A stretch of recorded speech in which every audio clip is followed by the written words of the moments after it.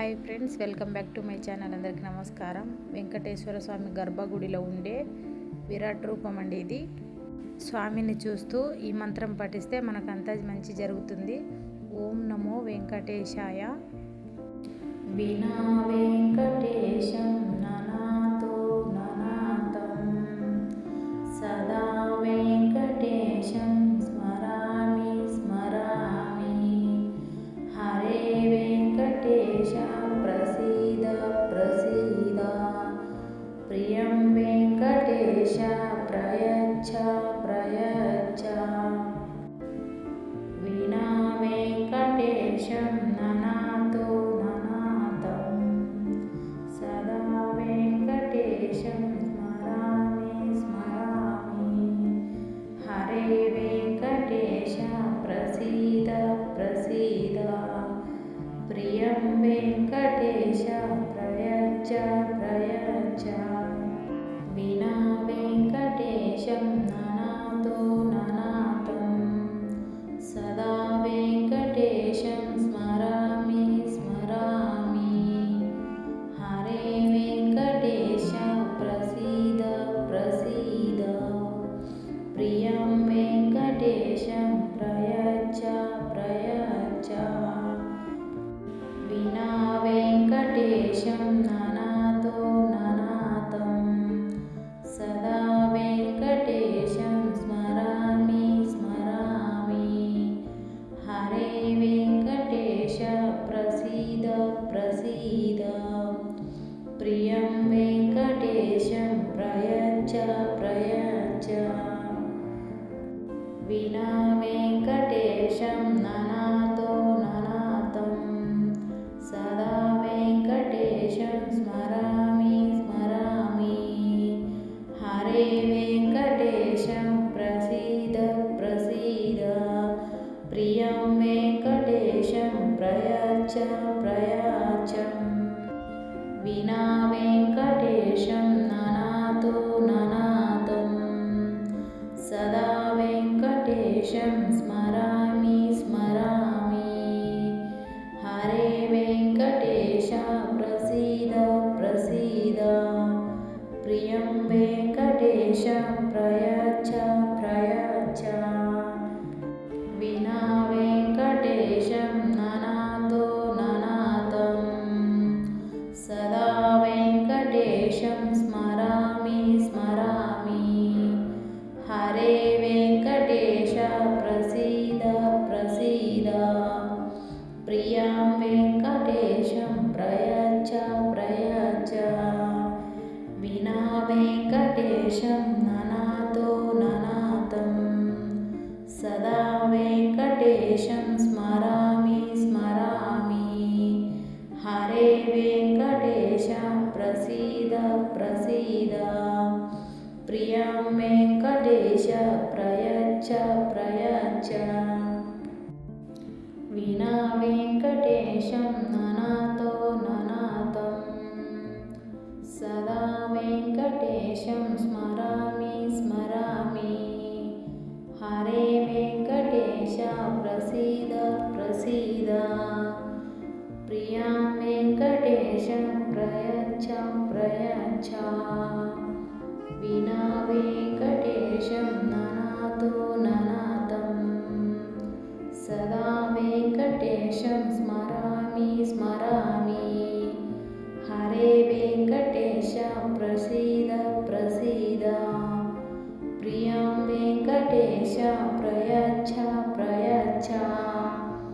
వినా వెంకటేశం ననాతో ననాతం సదా వెంకటేశం స్మరామి స్మరామి.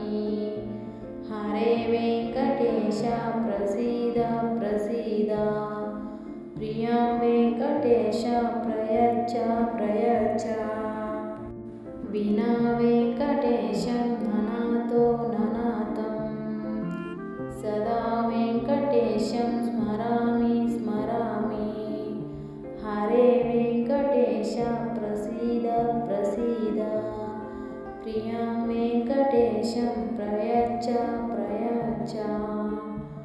వినా వెంకటేశం ననాతో ననాతం वेङ्कटेशं स्मरामि स्मरामि। हरे वेङ्कटेश प्रसीद प्रसीद।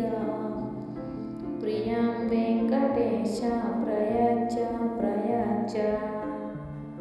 विना वेङ्कटेशं ननातो ननातं।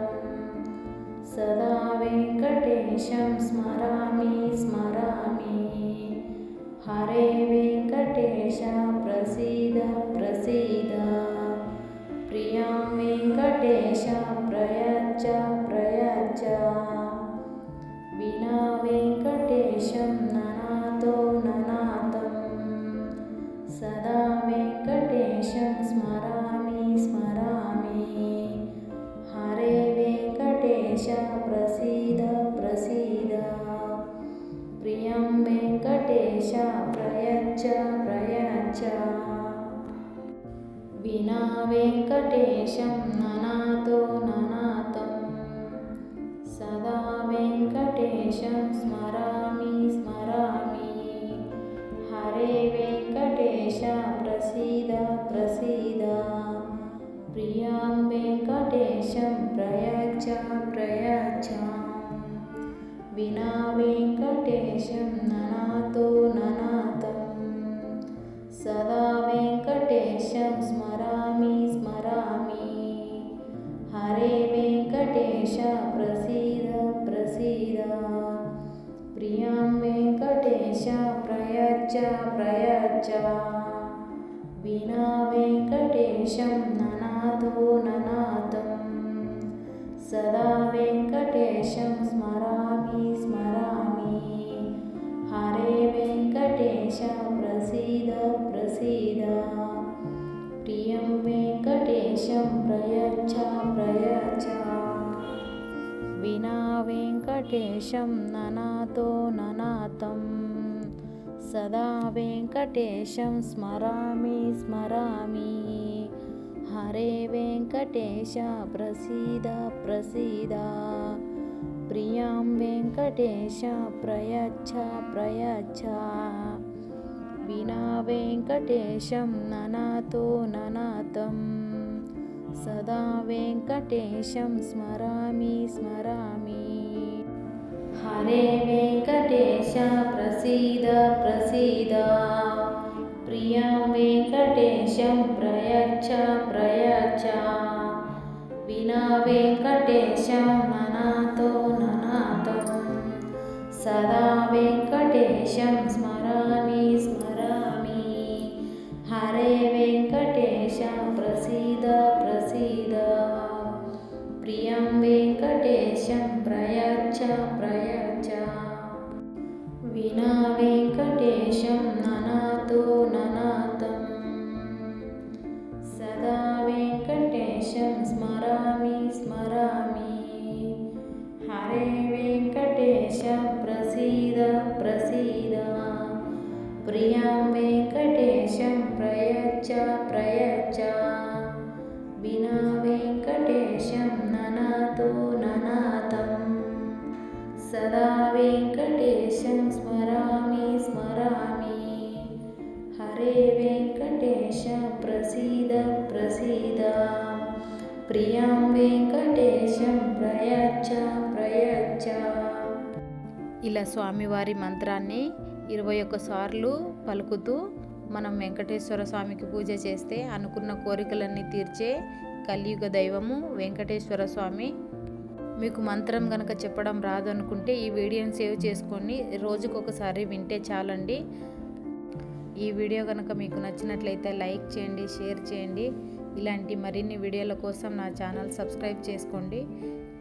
ఇలాంటి దేవుడి మంత్రాలు మా ఛానల్లో చాలా ఉన్నాయి. ఇంకా ఎవరైతే అవి కూడా చూడలేదో అవి కూడా చూసేయండి. ఓం నమో వెంకటేశాయ.